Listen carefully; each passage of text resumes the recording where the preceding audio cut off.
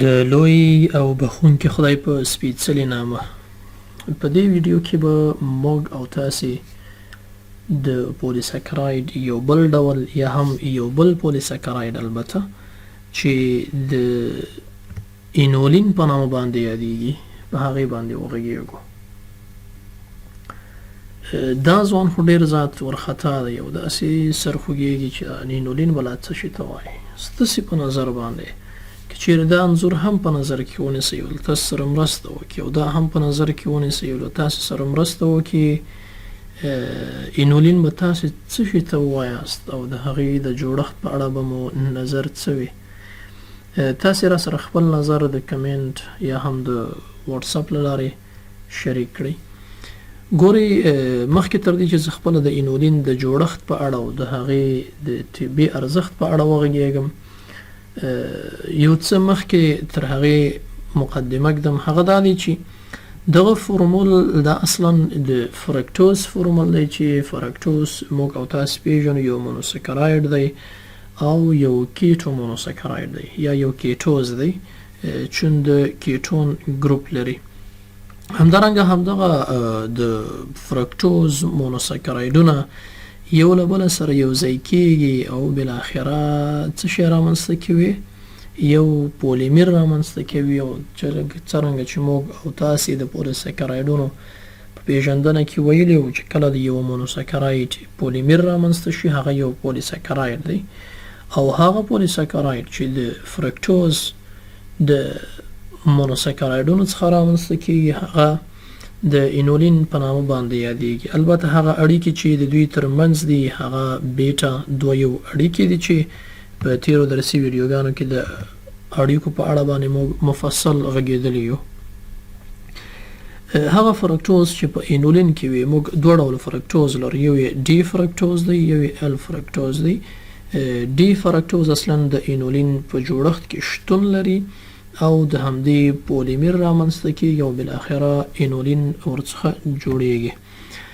که چیرې موږ د هغې فزیکي خواص مطالعه کړو د اینولینو فزیکي خواص اصلا دوی یا دغه مالیکول او مرکب د پوډرو په شکل باندې وي چې د پوډر رنګ یې اصلا سپین دی، بې مزې او بې خونده پوډر دی. همدارنګه که چیرې موږ د اینولینو یو محلول ولرو او په هغې باندې پولرایز نور ولویږي، دغه محلول د دې توان لري چې نور ته کیڼ لوري ته ماتونه ورکړي یا دا دی چې نور کیڼ لوري ته ګرځوي، یعنی لیور روټیټري مالیکول دی چې موږ په دې اړه مفصله درسي ویډیو لرو چې لیور روټیټري او ډیکسټرا روټیټري څه معنا لري. همدارنګه که چیرې موږ وغواړو نشایسته یا هم ګلایکوجن او یا هم اینولین چې درې واړه سپین پوډر دی، بې مزې پوډر دی، په لابراتوار کې یو له بله څخه جلا کو وپیژنو نو د ایودین ټیسټ یې ښه او اسانه لار ده. هغه دا چې اصلا نشایسته کې موږ هم ویلي وو چې نشایسته د ایودینو له محلول سره آبي رنګ تشکیلوي، همدارنګه د ګلایکوجن له محلول سره سور چې بعضې وخت کې جګري یا زیګري ته پاتې کېږي، بعضې وخت کې ګلابي ته نظر غلظت ته توپیر کې هغسې رنګ رامنځته کوي او همدارنګه اینولین چې دی هغه هیڅ رنګ نه تشکیلوي له ایودینو سره. یعنې که چیرې موږ درې ډوله پوډر ولرو وی نه پیژنو چې دا اینولین دی، نشایسته ده، ګلایکوجن دی، موږ د ایودین ټیسټ پرې اجرا کوو. که یې سور رنګ تشکیل کوي وایو چې دا ګلایکوجن دی، که چیرې آبي رنګ تشکیل کوي موږ وایو چې دا نشایسته ده، او که چیرې هیڅ رنګ ورسره تشکیل نه کوي بیا وایو چې دا اینولین دی. همدارنګه اینولین په مختلفو نباتاتو کې پیدا کیږي چې د پیازو او وږه چې موږ تاسو ورته وایو په هغې کې هم شتون لري او په هغې کې هم لیدلی سو، البته له هغې څخه ترلاسه کولی سو. که چیرې موږ دا د اینولینو البته عمومي جوړښت دی او فزیکي خواص دي، کیمیاوي خواص دا دي چې مثلا د ایودین سر رنګ نه تشکیلوي، په اوبو کې منحل دی، همدارنګه د ګلایکوجن د محلول سره آبي رنګ تشکیلوي، همدارنګه د اینولین د محلول سره ولې که چیرې موږ د دې طبي ارزښت ته راشو، طبي ارزښت یې ډېر دی او دا چې خوراکي ارزښت لري که نه لري په همدې باندې غږیږو. مخکې تر دې چې زه د هغې په طبي ارزښت باندې وغږیږم له تاسې اورو چې له دغې انځور په اړه څه وایې، د دغې انځور په اړه څه وایې، عمومي نظر مو څه دی. دا ځوان هم ډېر ایریان دی او تاسې هم ورباندې فکر وکړئ. ګورئ موږ په داخل د وضعیت کې بډوډۍ لرو، ګردې لرو دوه دانې چې د هغې دنده دا ده چې وینه فلټر کړي او پاکې کړي. اضافي الکترولایټونه که چیرې شتون ولري اطراح کړي او که اړتیا وي جذب کړي. ګلوکوز که ډېر وي اطراح کړي او که اړتیا وي جذب کړي، تر یو حده یې جذبوي. همدارنګه د اسید او بیس یا د اسید او قلوي کنټرول، د فشار کنټرول که ډېرې وي اوبه یا حجم هغه اطراح د اوبو یا د مایعاتو ډېره کړي او چیرې کمې وي باید هغه کنټرول کړي. دغه ټول اصلا د ګردو د بډوډو په واسطه باندې صورت نیسي. بډوډۍ بیا د نفرونو څخه جوړ دی چې دغه چیرې یو بډوډی په نظر کې ونیسو، دغه برخې د نفرون دی او د نفرون په داخل کې بیا دغه ډوله جوړښتونه دي چې دا اصلا د ګلومیرول په نامه باندې یادیږي. او یو بډوډی یوه ګرده هغه په میلیونونو ګلومیرولونه لري. سمه ده. اصلا جی اف آر څه شی دی؟ که چیرې موږ د مایعاتو اندازه یا د وینې اندازه واخلو یا هغه مایعاتو جریان چې ګردو ته راځي او دلته د هغې فلټریشن صورت نیسي، فلټر کیږي. فلټر نه مو وویل موخه دا ده چې هغه مواد چې ضرور وي هغه بیرته جذب کړي او هغه مواد چې ضرور نه وي د وضعیت څخه یوباسي. مثلا ځینې د میټابولیزم اضافي مواد او توکي دي هغه وضعیت ورته اړتیا نه لري او باید اطراح شي چې یو تعداد یې د ګردو له لارې فلټریشن صورت نیسي او بالاخره اطراح کیږي. نو دغه شی اصلا د فلټریشن په نامه باندې یادیږي. او فلټریشن موږ وویل چیرته صورت نیسي؟ په نفرون کې. او نفرون په داخل کې بیا یو بل جوړښت دی چې هغې ته ګلومیرول وایي. اصلا په دې داخل د ګلومیرول کې صورت نیسي، بیا د دې ټوله مجموعه راټولیږي نفرون ته او د نفرون ټوله مجموعه بډوډو ته او بالاخره د یونل په واسطه باندې چې د اطراح لپاره دی هغه حالبین ته ورته ویل کېږي او بالاخره اطراح کېږي. هغې موضوع ته ډېر نه داخلېږو. هدف څه شی دی؟ هدف دا دی که چیرې موږ وغواړو چې د ګردو فعالیت معلوم کړو، د ګردو فعالیت د معلومولو لپاره، د هغې د فلټریشن د معلومولو لپاره موږ باید د څه شي فعالیت معلوم کړو. موږ باید د ګلومیرول فلټریشن وګورو چې آیا دلته فلټریشن صورت نیسي که نه نیسي. مثلا د اوبو یو فلټر دی، سمه ده، هغه یو لوی ماشین دی، هغې ته اوبه راځي، هلته فلټر کېږي. چېرته فلټر کېږي؟ خو یو خاص او مشخص جوړښت دی چې یو فلټر ورته وایي، هلته فلټر کېږي او له هغې څخه وروسته بیرته له سیسټم څخه یا د ماشین څخه د باندې راوځي. ګردې هم په همدې ډول، یعنې که چیرې موږ وغواړو چې دغه د فلټر اندازه معلومه کړو نو موږ په ټوله کې ماشین معلومولی شو.